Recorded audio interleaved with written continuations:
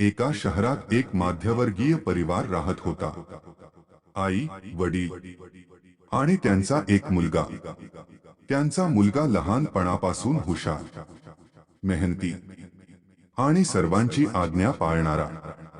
घरात सुद्धा आई वडिलांनी सांगितलेल्या गोष्टींचे पालन योग्यरित्या करणारा. शाळेमध्ये वर्गातून हुशार, नेहमी चांगल्या मार्कांनी पास होणारा, शाळेतील वर्गशिक्षकांचा एकमेव आवडता विद्यार्थी. पण जेव्हा शाळेतून कॉलेजात त्याचा प्रवेश झाला आणि 1-2 महिन्यांनंतर अचानक तेव्हा त्याचा स्वभाव बदलला. त्यानंतर तो कोणाचेही ऐकेना, ना अभ्यासात लक्ष द्यायचा, खोटे बोलून घरून पैसे घेऊन जायचा. या सर्व गोष्टींमुळे सर्वांना अचानक आश्चर्य झाले की या मुलात एवढा बदल अचानक कसा झाला. यामागचे कारण माहिती करण्याचा प्रयत्न केला गेला तेव्हा त्याच्या घरच्यांना कळून चुकले की त्यांचा मुलगा काही वाईट मुलांच्या संगतीत पडला आहे, जे विनाकारण पैशांची उधळण करत असतात, सिनेमा पाहायला जातात, धूम्रपान करतात. यानंतर त्याला घरच्यांनी समजून सांगण्याचे प्रयत्न केले की तू वाईट मुलांच्या संगतीत आहेस, तू त्यांच्या नादी लागून स्वतःच आयुष्य खराब करू नकोस, तू तुझ्या अभ्यासावर लक्ष दे. तेव्हा तो उलट बोलत होता की मी आता मोठा झालो आहे, मला काय चांगलं आणि काय वाईट खूप योग्य प्रकारे कळतं. मी जरीही त्या मुलांसोबत राहतो पण त्यांच्या संगतीचा प्रभाव मी माझ्यावर पडू देत नाही, असे त्याचे म्हणणे होते. असेच बरेच दिवस होत गेले आणि त्यानंतर त्या मुलाचे परीक्षेचे दिवस आले. त्याने अभ्यास करायला सुरुवात केली, पण जेवढा अभ्यास तो या आधी करायचा तेवढा अभ्यास आता केला नव्हता आणि परीक्षा तोंडावर येऊन थांबली होती.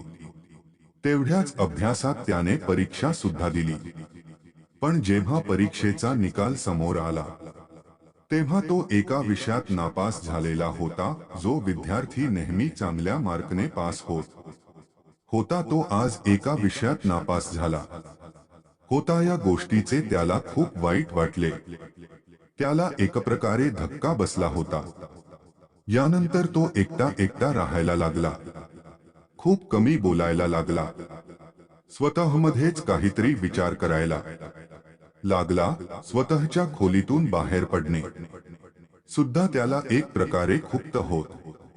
तरीही त्याला सर्वांनी सांगितले की मागच्या निकालाला विसरून समोर होणाऱ्या परीक्षांवर लक्ष केंद्रित कर, जे झालं त्याला विसरून जा. पण तो कुणाचेही ऐकायला तयार नव्हता आणि स्वतःला दोष देत होता. एक दिवस त्याच्या निकालाविषयी त्याच्या शाळेतील वर्गशिक्षकांना माहिती झाले. त्यानंतर त्या शिक्षकांनी त्याला भेटण्याचे ठरवले आणि दुसऱ्याच दिवशी त्यांच्या त्या आवडत्या विद्यार्थ्यांना त्यांनी भेटायला आपल्या घरी बोलावले. दुसऱ्याच दिवशी तो विद्यार्थी त्यांना भेटायला त्यांच्या घरी आला तेव्हा त्याचे गुरुजी बाहेर अंगणात लाकडांची शेकोटी जवळ बसलेले होते. तेवढ्यात हा विद्यार्थी सुद्धा त्यांच्याजवळ जाऊन बसला. काही मिनिटे एकमेकांत शांतता होती, पण काही वेळानंतर गुरुजींनी जळत्या शेकोटीतील एक कोळसा बाहेर काढला आणि त्या कोळशाला मातीत टाकले. त्यानंतर शेकोटीमधून काढलेला पेटणारा कोळसा काही वेळानंतर विझला आणि मुलाने शिक्षकांना विचारले, आपण असे का केले? कोळसा तर शेकोटीत चांगल्या प्रकारे जळून आपल्याला उष्णता देत होता. मातीत गेल्यामुळे त्याने आपल्याला उष्णता देणे बंद केले. आता तो कोणत्याही कामाचा राहिला नाही. तेव्हा गुरुजींनी उत्तर देताना सांगितले की नाही, कामाचा राहिला नाही. असे नाही तर तो अजूनही कामाचाच आहे. गुरुजींनी परत त्या कोळशाला आगीत टाकून मुलाला सांगितले की पहा, परत त्याच कोळशाने पेट घेतली आहे आणि उष्णता सुद्धा देत आहे. त्याचप्रमाणे तू सुद्धा जेव्हा आपल्या आईवडिलांचे ऐकत होता, अभ्यास करत होता, तेव्हा तुझा निकाल सुद्धा योग्य येत होता.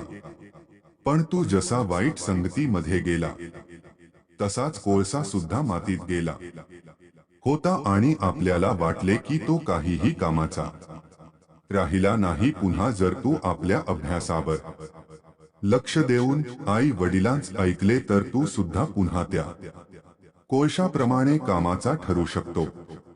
त्याचप्रमाणे जसे मातीतून निघून पुन्हा पेटत्या शेकोटीत कोळसा जातो आणि उष्णता देतो.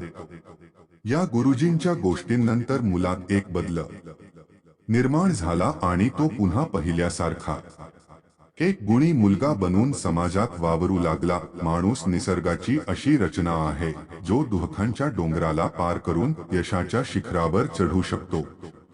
जीवनात नेहमी आशेचा एक दिवा पेटता ठेवा जो नेहमी आपल्याला जीवनाची एक वाट दाखवत राहील. आपल्या आजूबाजूला असणाऱ्या मित्रांची काळजी घ्या. स्वतःला कधी एकटं वाटले तर बिनधास्तपणे आपल्या मित्रांशी शेअर करा.